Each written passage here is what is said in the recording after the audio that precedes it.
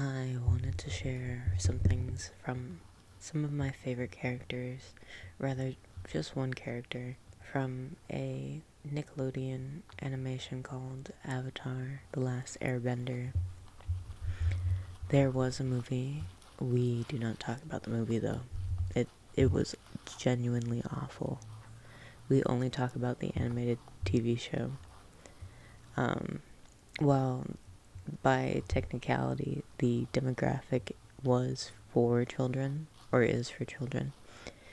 It is a heart-wrenching and heartwarming animation with so many amazing and quotable characters.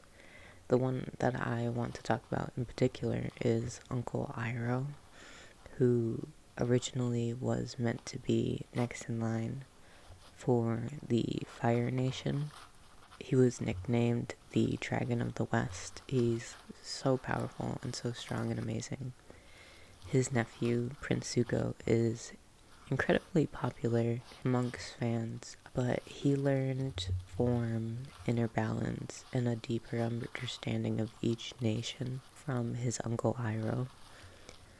Uncle Iroh is incredibly strong physically, but also mentally, which is amazing, especially considering that he lost his son during the war, but still carries on with a very positive outlook and positive attitude towards life. He builds this beautiful relationship with his nephew. Since Iroh is a side character, I may be giving spoilers, but it actually doesn't give away from the main plot at all. While Uncle Iroh is not the main character, he does have main character energy. And what I mean by that is he has so many layers to himself. He is the firstborn son of the Fire Lord, so he could genuinely have led the Fire Nation by overthrowing his brother. And he could just sit on the throne while literally everyone burns under the Fire Nation's rule. Instead, Uncle Iroh does not lead the Fire Nation.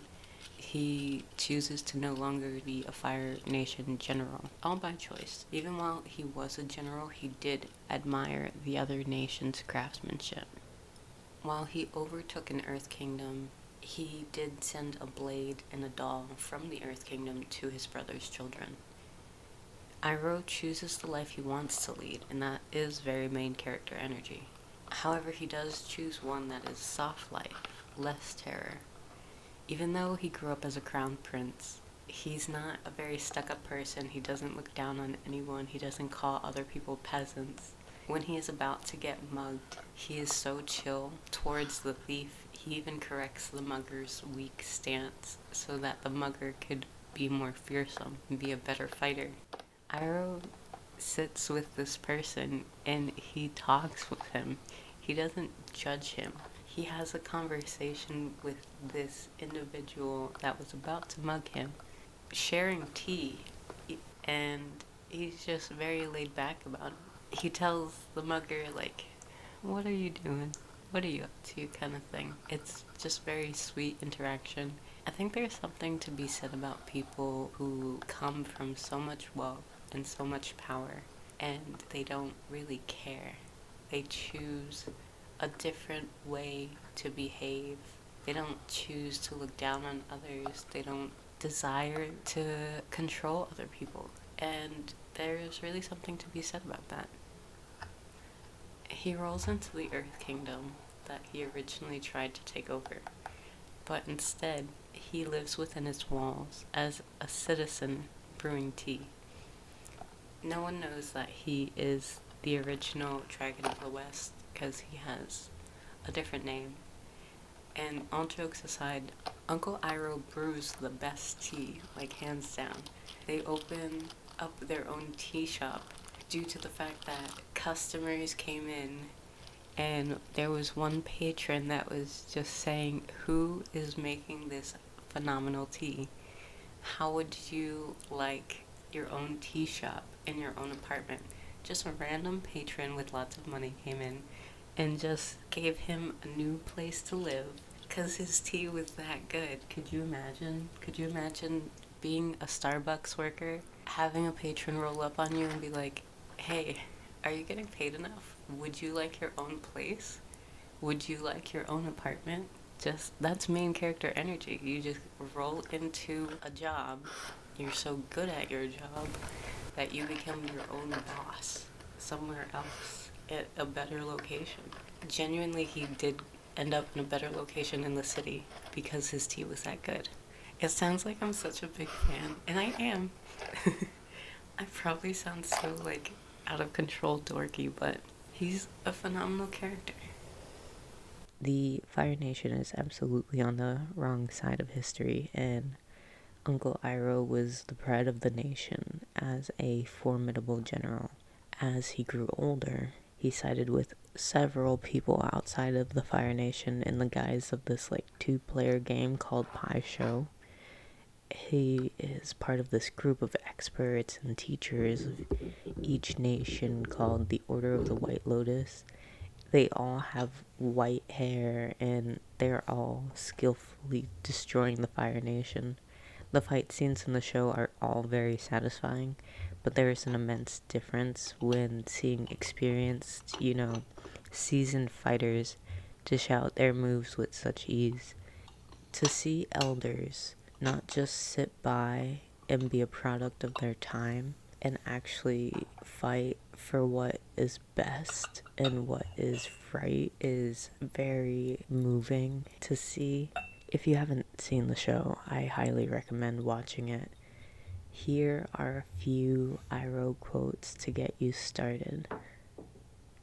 Sharing tea with a fascinating stranger is one of life's true delights. Earth is the element of substance. The people of the Earth Kingdom are diverse and strong. They are persistent and enduring. Fire is the element of power. The people of the Fire Nation have desire and will and the energy and drive to achieve what they want. Water is the element of change. The people of the water tribes are capable of adapting to many things. They have a sense of community and love that holds them together through anything. Air is the element of freedom. The air nomads detached themselves from worldly concerns and they found peace and freedom. And they had great senses of humor. It's important to draw wisdom from many different places. If we take it from only one place, it becomes rigid and stale. Good times become good memories, but bad times make good lessons. Destiny is a funny thing. You never know how things are going to work out, but if you keep an open mind and an open heart, I promise you will find your own destiny someday. Perfection and power are overrated. I think you are very wise to choose happiness and love. Life happens wherever you are, whether you make it or not. Failure is only the opportunity to begin again. Understanding others, the other elements, the other nations, will help you become whole. While it is always best to believe in oneself, a little help from others can be a great blessing. Even in the material world, you will find that if you look for the light, you can find it. But if you look for the dark, that is all you will ever see. Sometimes life is like this dark tunnel. You can't always see the light at the end of the tunnel, but if you just keep moving, you will come to a better place. There is nothing wrong with a life of peace and prosperity. I suggest you think about what it is that you want from your life and why. Follow your passion and life will reward you. Many things that seem threatening in the dark become welcoming when we shine light on them.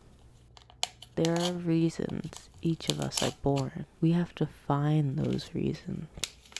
The best tea tastes delicious whether it comes in a porcelain pot or a tin cup. You have light and peace inside of you. If you let it out, you can change the world around you. You must never give in to despair. Allow yourself to slip down that road and you surrender to your lower instincts. In the darkest times, hope is something you give yourself. That is the meaning of inner strength. Pride is not the opposite of shame, but its source. True humility is the only antidote to shame. It is usually best to admit mistakes when they occur and to seek to restore honor. There is nothing wrong with letting people who love you help you. Sometimes the best way to solve your own problems is to help someone else. Thank you for joining me today. The Avatar The Last Airbender is targeted at children, but there are so many layers to it. If you haven't seen it, the nations are divided into 4 elements: water, fire, earth, and air. Several people are able to bend these elements following teachers, lessons, and lots of practice to master their craft.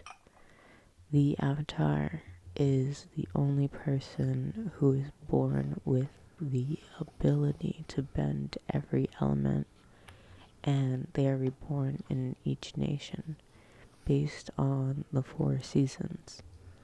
Fire related to summer, air to autumn, water to winter, and earth to spring. The Avatar is also the connection between the human world and the spirit world. The show takes on a lot of inspiration from different cultures, which just makes the world so rich in the story. There are so many lovable characters involved in the story, in addition to its sequel, Legend of Korra. All the scenes are so beautiful. The action scenes are fun and sometimes comical in a Home Alone sort of way, since it's children outsmarting adults in these fights. Genuinely a beautiful and rich work of art that I highly recommend you watch.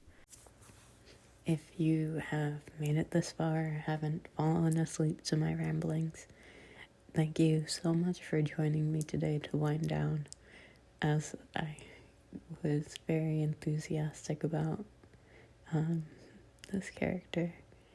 If you do get the chance to see it, it's great to see all the details. Thank you again so much for joining me, and I hope you have a gorgeous week. I wish you many blessings, and goodbye.